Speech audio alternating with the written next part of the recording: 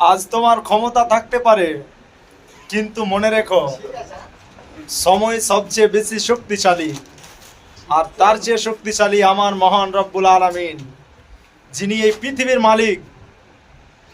সময়কে নিয়ে বেশি বাড়াবাড়ি করো না, সময়কে অপচয় করিও না। আর যারা এখন বর্তমান সময়কে নিয়ে কুদে, তাদের হককে একটা কথা বলি ভাই, তোমার জীবন এখন কাদার মতো।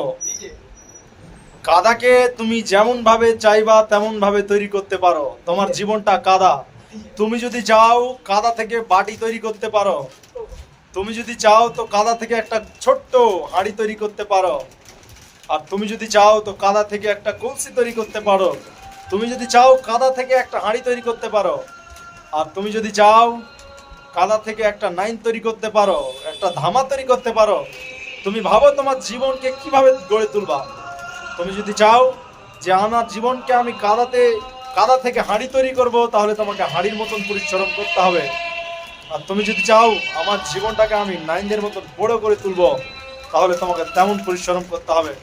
তো মনে রেখো, সময় নিয়ে বেশি কুদাকুদি করো না। আর এখনকার যারা লোক সময় নিয়ে কুদাকুদি করে, মনে রেখো তুমি চলে যাবা, তোমার সংসার বেঁচে থাকবে। তুমি চলে যাবা, তোমার পোতা তোমার বেটারা বেঁচে থাকবে। তোমার এখন সময় আছে, তুমি দাদাগিরি দেখাচ্ছ, তোমার বেটার চেয়েও কেউ বড় হবে ইনশাল্লাহ। তখন তোমার বেটারাকে চেপে ধরবে যে তুমি আর তোমার বাবা কি করেছো। বুঝতে পারলাম বন্ধু?